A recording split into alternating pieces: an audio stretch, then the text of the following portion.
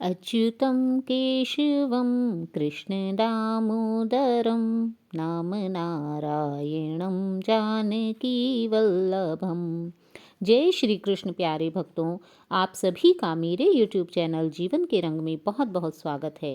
प्यारे भक्तों, जैसे कि हम सभी को मालूम है कि माघ महीना आरंभ हो रहा है। माघ का महीना जो कि स्नान, दान, पूजा इत्यादि के लिए विशेष महत्वपूर्ण है। माघ के महीने में किया गया स्नान 1000 गुना फल देने वाला होता है।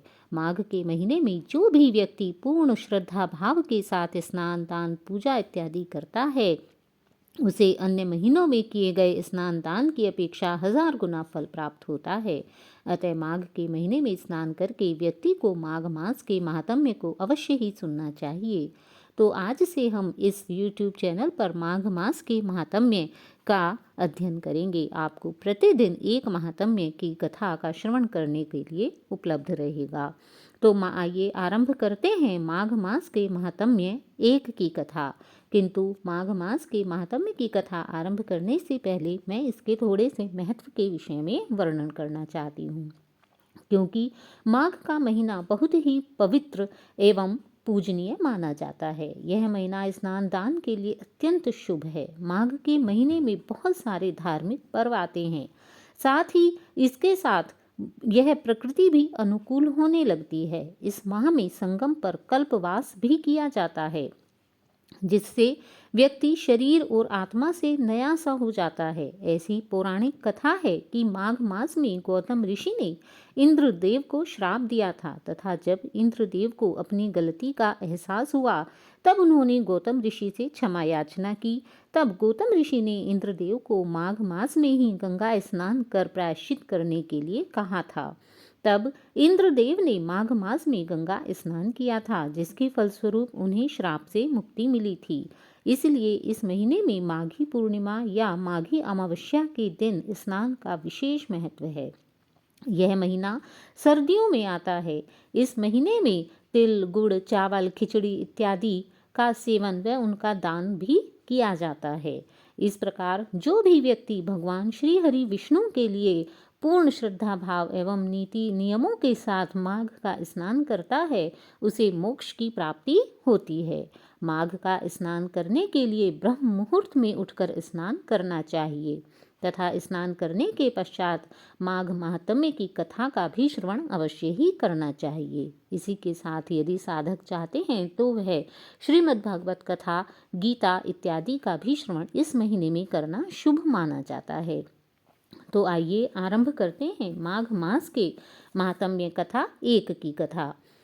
सारे संसार के कर्ता श्री भगवान विष्णु, देवी सरस्वती तथा श्री गुरुजी के चरण कमलों में नमस्कार करके आज मैं इस माघ मास के महात्म्य की कथा का श्रवण आरंभ करने जा रही हूँ।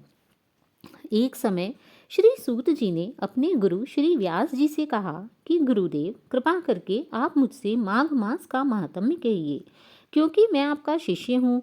व्यास जी कहने लगे कि रघुवंश के राजा दिलीप एक समय यज्ञ के स्नान के पश्चात पैरों में जूते और सुंदर वस्त्र पहनकर, शिकार की सामग्री लेकर, कवच और शोभायमान आभूषण पहनकर अपने सिपाहियों के साथ जंगल में शिकार खेलने के लिए गए। तब वे अपनी नगरी से बाहर निकले। उनके सिपाही जंगल में शिकार के लिए मृग, व्याघ्र, सिंह आदि जंतुओं की तलाश में इधर उधर फिरने लगे। उस वन में वनस्थली अत्यंत शोभा को प्राप्त हो रही थी। वन में कहीं वृक्षों पर मोर नाच रहे थे, कहीं कहीं मृगों के झुंड फिरते थे, कहीं गीदड़ अपना भयंकर शब्द कर रहे थे, कहीं गेंडों का समूह हाथियों के समान फिर रहा था, कहीं वृक्षों के कोटरों में बैठे हुए उल्लू अपना भयानक शब्द कर रहे थे, कहीं सिंहों के पदचिन्हों के साथ घायल मृगों के रक्त से भूमि लाल हो रही थी, कहीं दूध से भरी थनों वाली सुंदर भैंसें फिर रही थीं, कहीं पर सुगंधित पुष्प, हरी भरी लताएं वन की शोभा को बढ़ा रही थीं, कहीं बड़े बड़े पेड़ खड़े थे तो कहीं पर उन पेड़ों पर बड़े बड़े अजगर और उनकी कैंचुलियां भी पड़ी हुई थी। उसी समय राजा के सिपाहियों के बाजे की आवाज़ सुनकर एक मृग वन में से निकलकर भागने लगा और बड़ी बड़ी चौकड़ियां भरता हुआ आगे की ओर बढ़ा। जब राजा ने उसे देखा तो राजा ने उसके पीछे अपना घोड़ा दौड़ाया, परंतु मृग पूरी शक्ति से भागने लगा। मृग कांटेदार वृक्षों के एक जंगल में घुस गया और राजा भी उसके पीछे पीछे वन में चला गया, परंतु बहुत दूर जाकर वह मृग राजा की दृष्टि से ओझल हो गया और कहीं और निकल गया। अब राजा निर्जन वन में अपने सैनिकों के सहित प्यास के कारण अत्यधिक दुखी हुआ, क्योंकि दोपहर का समय हो गया था तथा अधिक मार्ग पर चलने से सैनिक भी बहुत अधिक थक गए थे और अब घोड़े भी रुक गए। कुछ थोड़ी देर बाद राजा ने एक बहुत भारी सुंदर सरोवर देखा, जिसके किनारे पर घने वृक्ष थे।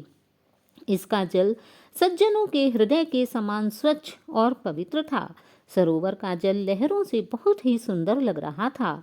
जल अनेक प्रकार के जल जंतु, मछलियां आदि स्वच्छंदता से इधर उधर फिर रही थी। दुष्टों के समान निर्दयी चित्त वाले मगरमच्छ भी जल में कहीं कहीं दिखाई दे रहे थे। किसी किसी जगह लोभी के घर के समान सिमाल भी पड़ी हुई थी। जैसे विपत्ति में पड़े हुए लोगों के दुखों को हरने वाले दानी पुरुष के समान यह सरोवर अपने जल से सबको सुखी करता था। जिस प्रकार मेघ चातक के दुख को हरता है, उसी प्रकार यह सरोवर देखने मात्र से पथिकों की थकान को दूर कर रहा था। इस सरोवर को देखकर राजा की थकावट भी दूर हो गई। रात्रि को राजा ने वहीं पर विश्राम किया और सैनिक पहरा देने लगे तथा चारों तरफ फैल गए। रात के अंतिम समय में शूकरों के एक झुंड ने आकर सरोवर में पानी पिया और कमल के झुंड के पास आया। तब शिकारियों ने सावधान होकर शूकरों पर आक्रमण किया और उनको मारकर पृथ्वी पर गिरा दिया। उस समय सब शिकारी कोलाहल करते हुए बड़ी प्रसन्नता के साथ राजा के पास गए और राजा प्रभात हुआ देखकर उनके साथ ही अपनी नगरी की तरफ चल पड़ा। रास्ते में एक तपस्वी को देखा, जिसका शरीर तपस्या और नियमों के कारण बिल्कुल सूख गया था। वह ऋषि मृगछाला और वल्कल पहने हुए थे और नख, रोम तथा केश धारण किए हुए थे।